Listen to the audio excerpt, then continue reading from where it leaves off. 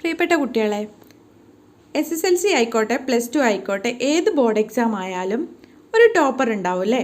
നമ്മളെല്ലാവരും നമ്മുടെ ഫ്രണ്ട്ഷിപ്പ് സർക്കിളിൻ്റെ ഉള്ളിൽ തന്നെ നമ്മുടെ ടീച്ചേഴ്സ് എല്ലാവരും ഒരേ ക്ലാസ് തന്നെ നമുക്ക് എല്ലാവർക്കും എടുത്തു തന്നിട്ടും ഒരു ടോപ്പർ നമ്മുടെ ഇടയിൽ നിന്ന് ഉണ്ടാവാറുണ്ട്. അപ്പോൾ അങ്ങനെയുള്ള ഒരു ടോപ്പർ വെറുതെ അങ്ങ് ഒറ്റ ദിവസം കൊണ്ട് ഉണ്ടാവുന്നതല്ല.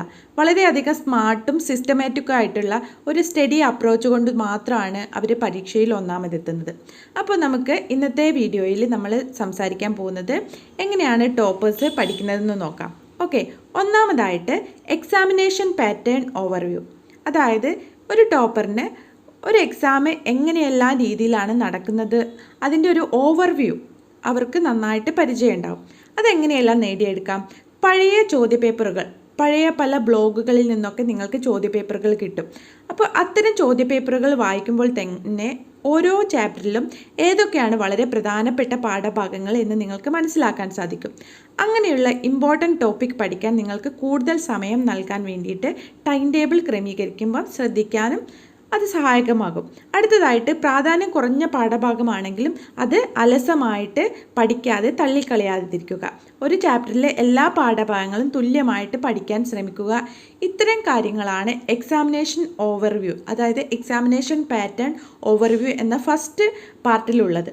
രണ്ടാമത്തെ സ്റ്റഡി ട്രിക്ക് എന്ന് പറയുന്നത് preparation of short note. Toppers ആയിട്ടുള്ള ഏതൊരു സ്റ്റുഡൻ്റ് ആയാലും സ്മാർട്ടായിട്ട് ഷോർട്ട് നോട്ട് അല്ലെങ്കിൽ റിവിഷൻ നോട്ട് ഉണ്ടാക്കുന്നവരായിരിക്കും.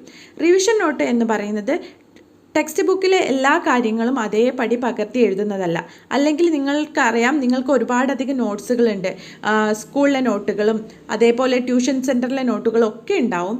പക്ഷേ ഇതൊന്നും അല്ലാതെ ഷോർട്ട് നോട്ടുകൾ ഉണ്ടാക്കാൻ നിങ്ങൾ പഠിക്കണം. ഇതാണ് റിവിഷൻ നോട്ട് എന്ന് പറയുന്നത്.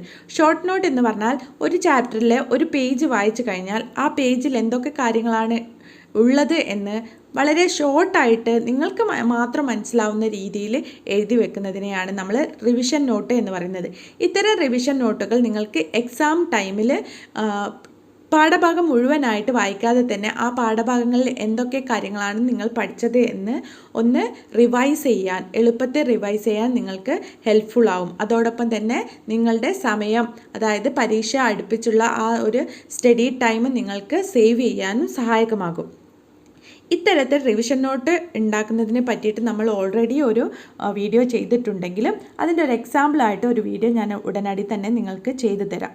വളരെ സിമ്പിളായിട്ടുള്ള ഒരു റിവിഷൻ നോട്ട് ഉണ്ടാക്കാൻ വേണ്ടിയിട്ട് ഒരു A4 ഷീറ്റിന് നമുക്ക് 3 കുറുകെ മടക്കിയിട്ട് അതിലെ ഓരോ ഭാഗത്തും പ്രധാനപ്പെട്ട കാര്യങ്ങൾ ചുരുക്കി എഴുതിയാലും മതി. ഓക്കെ, നോട്ട്സ് ഒരിക്കലും ടെക്സ്റ്റ് ബുക്കിൻ്റെ സെയിം കോപ്പി ആവരുത്. ടെക്സ്റ്റ് ബുക്കിലുള്ള എല്ലാ കാര്യങ്ങളും അതേപടി അതേ അക്ഷരത്തിൽ എഴുതി വെക്കുന്നതിനെയല്ല നമ്മൾ ഷോർട്ട് നോട്ട് എന്ന് പറയുന്നത്. വളരെ ചുരുക്കമായിട്ട് എഴുതാൻ ശ്രമിക്കുക. അടുത്തതായിട്ട് ഈ പ്രിപ്പറേഷൻ ഓഫ് ഈ ഒരു 2 കാര്യങ്ങൾ നിങ്ങൾക്ക് മനസ്സിലായെന്ന് കരുതുകയാണ്. സ്മാർട്ട് സ്റ്റഡിയിൽ വളരെ ഇമ്പോർട്ടൻ്റ് ആയിട്ടുള്ളതാണ്. ഒന്നാമത്തെ എക്സാമിനേഷൻ പാറ്റേൺ ഓവർവ്യൂ, രണ്ടാമത്തേത് പ്രിപ്പറേഷൻ ഓഫ് ഷോർട്ട് നോട്ട്. ഈ 2 കാര്യങ്ങൾ നിങ്ങൾ ശ്രദ്ധിക്കുക. മൂന്നാമത്തെ കാര്യം എന്താണെന്ന് നോക്കാം. ഇമ്പോർട്ടൻ്റ് ആയിട്ടുള്ള ടോപ്പിക് അണ്ടർലൈൻ ചെയ്തു പോവുക, അല്ലെങ്കിൽ നമ്മൾ ഹൈലൈറ്റ് ചെയ്തു പോവുക. ഇപ്പോൾ ഒരുപാട് കുട്ടികൾക്ക് ഹൈലൈറ്ററൊക്കെ വാങ്ങാൻ സാധിക്കും. അത്തരത്തിലുള്ള ഹൈലൈറ്റർ ഉപയോഗിച്ചിട്ട് നിങ്ങൾക്ക് ഒന്നുകിൽ ടെക്സ്റ്റ് ബുക്ക് ഒന്നാമത്തെ തവണ വായിക്കുമ്പോൾ തന്നെ കുറച്ച് ഇമ്പോർട്ടൻ്റ് ആണെന്ന് തോന്നിയ കാര്യങ്ങൾ നിങ്ങൾക്ക് അണ്ടർലൈൻ ചെയ്യുകയോ ഹൈലൈറ്റ് ചെയ്യുകയോ ചെയ്യാം. ഇങ്ങനെയാവുമ്പോൾ നിങ്ങൾക്ക് റിവിഷൻ ടൈമിൽ ഒരുപാടധികം സമയം നിങ്ങൾക്ക് വേസ്റ്റ് ചെയ്യാതെ ഇമ്പോർട്ടൻ്റ് ആയിട്ടുള്ള കാര്യങ്ങൾ പെട്ടെന്ന് നോക്കിയിട്ട് വായിച്ചിട്ട് പരീക്ഷയ്ക്ക് പോകാൻ സാധിക്കുന്നതായിരിക്കും. അതോടൊപ്പം തന്നെ ഹൈലൈറ്റ് ചെയ്യുകയും, ഹൈലൈറ്റർ ഉപയോഗിക്കാം അല്ലെങ്കിൽ പെൻസിൽ ഉപയോഗിക്കാം. ഹൈലൈറ്റർ ഉപയോഗിച്ചാൽ എപ്പോഴും അത് അവിടെ തന്നെ കിടക്കും. അങ്ങനെ ഹൈലൈറ്റ് ചെയ്യാൻ താല്പര്യമില്ലാത്തവർക്കാണെങ്കിൽ പെൻസിൽ ഉപയോഗിക്കാം. പെൻസിൽ ഉപയോഗിച്ചിട്ട് നിങ്ങൾ വായിച്ച ഭാഗങ്ങളിൽ ജസ്റ്റ് അണ്ടർലൈൻ ചെയ്തു പോകുന്നതായിരിക്കാം. പ്രധാനപ്പെട്ട കാര്യങ്ങൾ ആദ്യ വായനയിൽ തന്നെ അണ്ടർലൈൻ ചെയ്യുക. ഇത് വീണ്ടും വായിക്കുമ്പോൾ നിങ്ങളുടെ മനസ്സിലേക്ക്, നിങ്ങളുടെ ബ്രെയിനിനൊരു ഒരു ബോധം ഉണ്ടാവും. ഈ ഒരു അണ്ടർലൈൻ ചെയ്ത കാര്യം അല്ലെങ്കിൽ ഹൈലൈറ്റ് ചെയ്ത കാര്യം വളരെ ഇമ്പോർട്ടൻ്റ് ആണ്, പരീക്ഷയ്ക്ക് വരും എന്നൊരു ബോധം ഉള്ളത് കൊണ്ട് തന്നെ നിങ്ങൾ വളരെ അലസമായിട്ട് വായിക്കാതെ തന്നെ നിങ്ങളുടെ ബ്രെയിനിന് ഒരു ഇൻഫർമേഷൻ പോവും, ശരി ഇത് വളരെ ഇമ്പോർട്ടൻ്റ് ആയിട്ടുള്ള കാര്യമാണെന്ന്. അപ്പോൾ അതൊരു ഫോട്ടോ കോപ്പി പോലെ നിങ്ങളുടെ തലയിൽ, ബ്രെയിനിൽ അത് സേവ് ചെയ്യുകയും ചെയ്യും. ഓക്കെ, അതോടൊപ്പം തന്നെ ഇത് റിവിഷൻ സമയത്ത് സമയനഷ്ടം ഒഴിവാക്കാനും സഹായിക്കും. ഹൈലൈറ്റ് ചെയ്ത ഭാഗങ്ങൾ വീണ്ടും വീണ്ടും വായിക്കും തോറും അത് നിങ്ങളുടെ മനസ്സിൽ നന്നായിട്ട് പതിയും. അപ്പോൾ എക്സാം ഹാളിൽ എത്തുമ്പോൾ നിങ്ങൾക്കത് എക്സാമിന് ഒരിക്കലും ആ ഒരു ഇമ്പോർട്ടൻ്റ് ആയിട്ടുള്ള പാർട്ട് നിങ്ങളോട് മറന്നു പോവാതിരിക്കുകയും ചെയ്യും. ഓക്കെ, അപ്പോൾ ഇത്തരം കാര്യങ്ങളൊക്കെ സിസ്റ്റമാറ്റിക് ആയിട്ട് ചെയ്യുന്നത് കൊണ്ടാണ് ഒരു ടോപ്പർ ഉണ്ടാവുന്നത്. ഒറ്റ ദിവസം കൊണ്ടല്ല ഒരു ടോപ്പർ ഉണ്ടാവുന്നത്. അത് നിങ്ങളോട് രണ്ടാമത്തെ മൂന്നാമത്തെ എത്ര തവണ വേണമെങ്കിലും ഞാൻ റിപ്പീറ്റ് ചെയ്യാം. ദിവസവും ഒരേ രീതിയിൽ സ്മാർട്ടായിട്ട് പഠിക്കുന്ന കുട്ടികൾക്ക് അവസാന പരീക്ഷയാവുമ്പം ഒരുപാട് ബുദ്ധിമുട്ടേണ്ടി വരില്ല. അല്ലാതെ എല്ലാം ഒരു കുന്നു പോലെ നിരത്തി വെച്ചിട്ട് അല്ലെങ്കിൽ ഒരു കുന്നു പോലെ കൂട്ടി വെച്ചിട്ട് ഒറ്റ ദിവസം കൊണ്ടൊന്നും നിങ്ങൾക്ക് ആർക്കും പരീക്ഷ എഴുതിയിട്ട് ടോപ്പർ ആവാൻ സാധിക്കില്ല. അപ്പോൾ ഇത്രയും കാര്യങ്ങൾ ശ്രദ്ധിക്കുക. മൂന്നാമത്തെ കാര്യം മനസ്സിലായല്ലോ. ഇനി നമ്മൾ നാലാമത്തെ കാര്യമാണ് പറയുന്നത്. Give preference to your text book. Okay, നിങ്ങൾക്ക് ഒരുപാടധികം സ്റ്റഡി മെറ്റീരിയൽ ഉണ്ട്. ഇപ്പോൾ നോക്കുകയാണെങ്കിൽ ഒരുപാട് ടീച്ചേഴ്സ് ഉണ്ട്, ഒരുപാട് യൂട്യൂബ് ടീച്ചേഴ്സ് ഉണ്ട്. നിങ്ങൾക്ക് വിക്ടേഴ്സ് ചാനലിൽ നിന്ന് നോട്ടുകൾ കിട്ടുന്നുണ്ട്.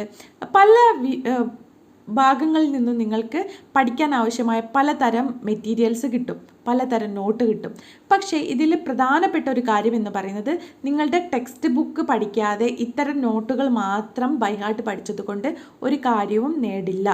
ടെക്സ്റ്റ് ബുക്ക് എന്ന് പറയുന്നതാണ് നിങ്ങളുടെ അൾട്ടിമേറ്റ് സ്റ്റഡി സോഴ്സ് എന്ന് പറയുന്നത്. നിങ്ങൾക്ക് പഠിക്കാൻ ഉപയോഗിക്കുന്നത് ടെക്സ്റ്റ് ബുക്ക് ബേസ് ചെയ്തിട്ടായിരിക്കണം നിങ്ങൾ പഠിക്കേണ്ടത്. ടെക്സ്റ്റ് ബുക്ക് നന്നായിട്ട് വായിച്ച് പഠിച്ചാൽ മാത്രമേ നിങ്ങൾക്ക് എക്സാമിന് പോകുമ്പോൾ ഒരു കംപ്ലീറ്റ് ഫീല് കിട്ടുള്ളൂ. നിങ്ങൾ ആ സിലബസ് കംപ്ലീറ്റ് ചെയ്തു എന്നൊരു ഫീല് കിട്ടുള്ളൂ.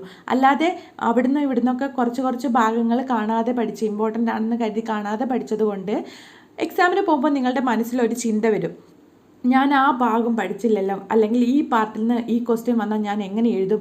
അങ്ങനെയുള്ള പല ടെൻഷൻസും നിങ്ങളുടെ മനസ്സിൽ വരും. അതുകൊണ്ടാണ് നിങ്ങൾ എപ്പോഴും ടെക്സ്റ്റ് ബുക്ക് നന്നായിട്ട് വായിക്കുക. ആ ടെക്സ്റ്റ് ബുക്ക് വായിച്ചതിന് ശേഷം പഴയ ക്വസ്റ്റ്യൻ പേപ്പറും വെച്ചിട്ട് ഏറ്റവും ഇമ്പോർട്ടൻ്റ് ആയിട്ടുള്ള ഭാഗവും ഏറ്റവും ഇമ്പോർട്ടൻസ് കുറഞ്ഞ ഭാഗവും രണ്ടായിട്ട് തിരിക്കുക. ഇമ്പോർട്ടൻ്റ് ആയിട്ടുള്ള ഭാഗം പഠിക്കാൻ വേണ്ടിയിട്ട് നിങ്ങൾ ഒരുപാടധികം സമയം ചിലവഴിക്കുക. ഇമ്പോർട്ടൻ്റ് അല്ലാത്ത ഭാഗങ്ങളും നിങ്ങൾ പഠിക്കാൻ വേണ്ടിയിട്ട് ശ്രമിക്കണം. കംപ്ലീറ്റ് ആയിട്ട് റിവൈസ് ചെയ്ത് സിലബസ് കംപ്ലീറ്റ് പഠിച്ചു പോയാൽ നിങ്ങൾക്ക് വളരെ കോൺഫിഡൻസോട് കൂടിയിട്ട് നിങ്ങളുടെ എക്സാം എഴുതാൻ സാധിക്കുന്നതായിരിക്കും. ഒരുപാടധികം ഗൈഡും നോട്ടും ഒക്കെ മാറി വായിക്കുന്നത് ഒഴിവാക്കണം. എന്തൊക്കെയാണ് പ്രധാനപ്പെട്ടവ എന്ന് മനസ്സിലാക്കിയിട്ട് ആ കാര്യങ്ങൾ നന്നായിട്ട് പഠിച്ച് മനസ്സിൽ ഉറപ്പിക്കാൻ ആദ്യമേ ശ്രമിക്കുക. ഓക്കെ, അപ്പോൾ ഇത്തരം കാര്യങ്ങളെല്ലാം നിങ്ങൾ ശ്രദ്ധിക്കുമെന്ന് ഞാൻ കരുതുകയാണ്. ഇത്തരം കാര്യങ്ങളൊക്കെ ചെയ്യുന്നത് കൊണ്ടാണ് നിങ്ങൾ ദിവസവും പഠിക്കുന്നതും ടോപ്പേഴ്സ് പഠിക്കുന്നതും തമ്മിലുള്ള വ്യത്യാസം എന്നുള്ളത്. അതുകൊണ്ടാണ് സ്മാർട്ടായിട്ട് പഠിക്കാൻ ശ്രമിക്കുക. ഒരുപാടധികം സമയം 24 മണിക്കൂർ ഇരുന്ന് പഠിക്കാതെ വളരെ സ്മാർട്ടായിട്ട് കുറഞ്ഞ സമയം കൊണ്ട് എങ്ങനെ പഠിക്കാം എന്നുള്ളത് നിങ്ങൾ ഒരു സ്റ്റഡി മെത്തേഡ് തന്നെ നിങ്ങൾ പഠിക്കാനുണ്ട്. ബാക്കി എല്ലാ കാര്യങ്ങൾക്കും നിങ്ങൾക്കറിയാമല്ലേ. ഏത് ജോലിയാണെങ്കിൽ നിങ്ങൾ അത് ആദ്യം ചെയ്ത് പഠിച്ചതിന് ശേഷമേ നിങ്ങൾ അതിൽ മാസ്റ്റർ ആവുള്ളൂ. അതേപോലെ തന്നെയാണ് പഠനം എന്ന് പറയുന്നത്. പഠനം എന്ന് പറയുന്നതിന് വളരെ നല്ല ഒരു വശമുണ്ട്, തെറ്റായിട്ട് പഠിക്കുന്നതുകൊണ്ട്. അതായത് ഒരുപാട് നേരം കഷ്ടപ്പെട്ട് സ്ട്രഗിൾ ചെയ്ത് പഠിക്കുന്നത് ഒഴിവാക്കിയിട്ട് നന്നായിട്ട് ഇരുന്നിട്ട് ഏത് മെത്തേഡ് ഉപയോഗിച്ച് ഇതേപോലെ സിസ്റ്റമാറ്റിക് ആയിട്ട് പഠിച്ചാൽ നിങ്ങൾക്ക് പഠനം ഒരു ഭാരമാവുകയില്ല. ഓക്കെ, ഓരോ ചാപ്റ്റർ പഠിച്ചു കഴിയുമ്പോഴും പഴയ ക്വസ്റ്റ്യൻ പേപ്പർ വെച്ചിട്ട് ആ പാഠഭാഗങ്ങളിൽ നിന്ന് ഏതൊക്കെ ക്വസ്റ്റ്യൻസ് ആണ് വന്നത് എന്നുള്ളത് മനസ്സിലാക്കിയിട്ട് എക്സാം അറ്റൻഡ് ചെയ്യാമെന്നുള്ള രീതിയിൽ ഒരു പേപ്പർ എടുത്തിട്ട് നിങ്ങൾ ആ ആൻസർ ഓരോ പരീക്ഷ എഴുതുന്നത് പോലെ ഓരോ ചാപ്റ്റർ കഴിഞ്ഞിട്ടും സമയം നോക്കിയിട്ട് എഴുതണം എന്നുള്ളതാണ്. അങ്ങനെ എഴുതി റിപ്പീറ്റ് എഴുതി റിവൈസ് ചെയ്ത് പഠിക്കുന്ന ആളുകൾക്ക് ഒരിക്കലും മാർക്ക് കുറയില്ല. അടുത്തതായിട്ട് thoroughly revise the easy chapters. നമ്മളെല്ലാവരും ചെയ്യുന്ന ഒരു തെറ്റായ ഒരു പ്രക്രിയയാണ്, പഠനത്തിൽ തെറ്റായ ഒരു കാര്യമാണ്. നമ്മൾ ഈസി ആയിട്ടുള്ള ചാപ്റ്റേഴ്സ് എനിക്കറിയാം, അത് പെട്ടെന്ന് തന്നെ 1 മണിക്കൂർ കൊണ്ട് പഠിച്ചെടുക്കാം, പരീക്ഷേൻ്റെ പോകുന്നതിൻ്റെ രാവിലെയെങ്കിലും എനിക്ക് പഠിച്ച് തീർക്കാൻ സാധിക്കും എന്നുള്ള ഒരു ചിന്താഗതിയിൽ നമ്മൾ എന്ത് ചെയ്യും, ഈസി ആയിട്ടുള്ള ചാപ്റ്റേഴ്സ് സ്കിപ്പ് ചെയ്തിട്ട് അവസാന നിമിഷത്തേക്ക് വെക്കും. പലപ്പോഴും സംഭവിക്കുന്നത് നമ്മൾക്ക് പരീക്ഷയുടെ അന്ന് സമയം കിട്ടില്ല, ആ ഒരു ഈസി ആയിട്ടുള്ള പോർഷൻ പോലും പഠിക്കാൻ സമയം കിട്ടാതിരിക്കുകയും എക്സാം ഹാളിൽ ചെല്ലുമ്പോൾ നിങ്ങൾക്ക് ആ ഈസി ആയിട്ട് നിങ്ങൾ മാറ്റിവെച്ച ആ ഒരു ചാപ്റ്ററിൽ നിന്ന് ഒരുപാടധികം ക്വസ്റ്റ്യൻസ് വരികയും ചെയ്യുന്നത് കാണാം. അപ്പോൾ നിങ്ങളുടെ ഉള്ള കോൺഫിഡൻസും കൂടെ നഷ്ടപ്പെടുന്ന രീതിയിലാവും. അതുകൊണ്ട് തന്നെ എപ്പോഴും ഈസി ആയിട്ടുള്ള ചാപ്റ്റേഴ്സ് ആണെന്ന് കരുതിയിട്ട് ഒരു ചാപ്റ്റേഴ്സും പഠിക്കാതെ അവസാന നിമിഷത്തേക്ക് മാറ്റി വെക്കരുത്. അങ്ങനെയാകുമ്പോൾ നിങ്ങളെ വല്ലാതെ കുറ്റബോധം വേട്ടയാടും. കാരണം ഈസി ആയിട്ട് ഞാനത് പഠിച്ചില്ലല്ലോ എന്നുള്ള ഒരു ധാരണയിൽ നിങ്ങൾ മറ്റ് ക്വസ്റ്റ്യൻസിനു കൂടി ആൻസർ എഴുതുന്നതിൽ നിന്നുള്ള ആ ഒരു കോൺഫിഡൻസ് നിങ്ങളിൽ നിന്ന് നഷ്ടപ്പെട്ടു പോകും. ബാക്കി എല്ലാ വിഷയങ്ങളും പഠിക്കുന്നതിൻ്റെ തിരക്കിനിടയിൽ നിങ്ങൾ ഒരിക്കലും ലാംഗ്വേജ് സബ്ജക്റ്റ് നെഗ്ലക്റ്റ് ചെയ്യാൻ പാടില്ല. ഓക്കെ, ഇതാണ് 7th ടിപ്പ് എന്ന് പറയുന്നത്. Do not neglect the language subject പിന്നെ പഠിക്കാമെന്ന് കരുതി, അല്ലെങ്കിൽ അതിന് വളരെയധികം ഇമ്പോർട്ടൻസ് ഇല്ല, എനിക്ക് സയൻസ് ഗ്രൂപ്പ് എടുക്കാൻ സയൻസ് സബ്ജക്റ്റ് മാത്രം പഠിച്ചാൽ മതി, അല്ലെങ്കിൽ കൊമേഴ്സ് എടുക്കാൻ എനിക്ക് മാത്തമെറ്റിക്സ് റിലേറ്റഡ് ആയിട്ടുള്ള സബ്ജക്റ്റ് മാത്രം പഠിച്ചാൽ മതി, അല്ലെങ്കിൽ ഹിസ്റ്ററി സോഷ്യോളജി എടുക്കാൻ അല്ലെങ്കിൽ ബി എ എടുക്കാനൊക്കെ എനിക്ക് സോഷ്യോളജി മാത്രം പഠിച്ചാൽ മതി, ഹ്യൂമാനിറ്റീസ് എടുക്കാൻ എന്നുള്ള ആ ഒരു ചിന്തയിൽ നിങ്ങൾ ലാംഗ്വേജ് പേപ്പർ പഠിക്കാതിരിക്കരുത്. ഫുൾ A+ എന്ന ലക്ഷ്യമാണ് നിങ്ങളുടേതെങ്കിൽ ഉറപ്പായിട്ടും നിങ്ങൾ ലാംഗ്വേജ് സബ്ജക്റ്റായ ഇംഗ്ലീഷ്, മലയാളം, ഹിന്ദി എന്നിവയും നന്നായിട്ട് പഠിക്കണം. അതിലും ഫുൾ മാർക്ക് വാങ്ങിയാൽ മാത്രമേ നിങ്ങൾക്ക് ഫുൾ A+ എന്നുള്ള നിങ്ങളുടെ ലക്ഷ്യത്തിലേക്ക് നടന്നെടുക്കാൻ സാധിക്കുകയുള്ളൂ. 8ാമത്തെ ടിപ്പ് എന്ന് പറയുന്നത്, സിസ്റ്റമാറ്റിക് സ്റ്റഡീൻ്റെ 8ാമത്തെ സ്റ്റെപ്പ് എന്ന് പറയുന്നത് ഫോർമുല ലിസ്റ്റ് അല്ലെങ്കിൽ ഇക്വേഷൻ ബുക്ക് ഉണ്ടാക്കുക എന്നുള്ളതാണ്.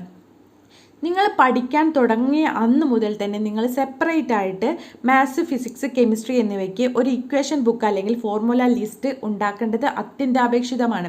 ഓരോ പേജ് വായിക്കുമ്പോഴും ആ പേജിലുള്ള ഇമ്പോർട്ടൻ്റ് ആയിട്ടുള്ള ഇക്വേഷൻസ് നിങ്ങൾ വേറൊരു സെപ്പറേറ്റ് ആയിട്ടൊരു പേപ്പറിലോ അല്ലെങ്കിൽ ഇക്വേഷൻ ബുക്കിലോ നിങ്ങൾ സെപ്പറേറ്റ് ആയിട്ട് ഡെയിലി എഴുതി വെക്കേണ്ടതാണ്. അങ്ങനെ എഴുതി വെക്കുന്ന ഇക്വേഷൻ ബുക്ക് അല്ലെങ്കിൽ ഫോർമുല ലിസ്റ്റ് ഉപയോഗിച്ചിട്ട് നിങ്ങൾക്ക് ആദ്യത്തെ തവണയെല്ലാം മാത്തമെറ്റിക്സ് ആയാലും ഫിസിക്സ് ആയാലും കെമിസ്ട്രി ആയാലും ഒക്കെ പ്രോബ്ലം സെക്ഷൻ ചെയ്യുമ്പോൾ നിങ്ങൾക്കത് നോക്കിയിട്ട് 1-2 തവണയൊക്കെ ആ ഇക്വേഷൻ നോക്കിയിട്ട് നിങ്ങൾക്ക് എഴുതി പ്രോബ്ലം ചെയ്യാവുന്നതാണ്. അതിനുശേഷം ഇക്വേഷൻ ബുക്ക് മാറ്റി വെച്ചിട്ട് നിങ്ങൾക്ക് പ്രോബ്ലം തനിയെ ചെയ്ത് പഠിക്കാവുന്നതുമാണ്. അങ്ങനെ ചെയ്യുമ്പോൾ നിങ്ങൾക്ക് ആ ഒരു പ്രോബ്ലം സെക്ഷനോടുള്ള ഒരു പേടി മാറിക്കിട്ടുന്നതായിരിക്കും.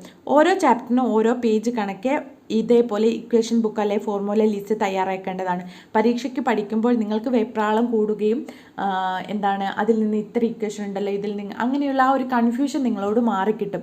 ഇത്തരത്തിലുള്ള ഇക്വേഷൻ ബുക്ക് ആദ്യമേ പഠിക്കുന്നത് കൊണ്ട് തന്നെ നിങ്ങൾക്കത് അതിൻ്റെ ഓരോ പേജ് നിങ്ങൾക്ക് പരിചയമായിരിക്കും. അങ്ങനെ പരിചയം ഉണ്ടാകുമ്പോൾ നിങ്ങൾക്ക് പെട്ടെന്നൊരു ദിവസം പ്രോബ്ലം ചെയ്യുകയാണ് അല്ലെങ്കിൽ ഇക്വേഷൻ ചെയ്യുകയാണെന്നുള്ള ഒരു പേടി നിങ്ങളുടെ മനസ്സിൽ നിന്ന് മാറുകയും ചെയ്യും. അപ്പോൾ ഇതാണ് 8ാമത്തെ കാര്യം എന്ന് പറയുന്നത്. വളരെ ഇമ്പോർട്ടൻ്റ് ആയിട്ടുള്ള സ്റ്റെപ്പുകളാണ്. ഇത്തരം സ്റ്റെപ്പുകളൊക്കെ നിങ്ങൾ സ്കിപ്പ് ചെയ്യാതെ ഈ ഒരു നിങ്ങളുടെ സ്റ്റഡി മെത്തേഡിലേക്ക് ഇത്തരം കാര്യങ്ങൾ കൂടി ഉൾപ്പെടുത്തിയാൽ നിങ്ങളുടെ മാർക്ക് ഉറപ്പായിട്ടും കൂടും എന്നുള്ളതാണ്. നിങ്ങൾ ഉദ്ദേശിക്കുന്ന തരത്തിലുള്ള ഒരു വിജയം നിങ്ങൾക്ക് കൈവരിക്കാൻ സാധിക്കുന്നതായിരിക്കും. അടുത്തതായിട്ട് prepare A balanced study schedule. എല്ലാ വിഷയത്തിനും പ്രാധാന്യം നൽകുന്ന ഒരു ടൈം ടേബിൾ നിങ്ങൾ പ്രിപ്പയർ ചെയ്യാൻ വളരെ അധികം ശ്രദ്ധിക്കേണ്ടതും ആണ്. അതോടൊപ്പം തന്നെ എക്സാം പേപ്പർ പ്രസൻറ്റേഷനെ പറ്റിയിട്ട് നമ്മൾ അടുത്ത് തന്നെ മറ്റൊരു വീഡിയോ ആയിട്ട് ഞാൻ നിങ്ങളുടെ അടുത്തേക്ക് വരാം. അപ്പോൾ ഈ 10 സ്റ്റഡി ട്രിക്ക് സ്റ്റഡി സ്റ്റെപ്പുകൾ നിങ്ങളുടെ പഠന രീതിയിൽ ഉൾപ്പെടുത്തേണ്ടതാണ്. ഇത് നിങ്ങൾക്ക് യൂസ്ഫുൾ ആയെന്ന് ഞാൻ കരുതുകയാണ്. അങ്ങനെയാണെങ്കിൽ നിങ്ങൾ ലൈക്ക് ചെയ്യുക, അതോടൊപ്പം കമൻറ്റ് ചെയ്യുക, നിങ്ങളുടെ ഫ്രണ്ട്സുമായിട്ട് ഷെയർ ചെയ്യുക, അവരോട് സബ്സ്ക്രൈബ് ചെയ്യാനും പറയുക. എല്ലാ മക്കൾക്കും നല്ലൊരു ദിവസം ആശംസിക്കുന്നു. താങ്ക്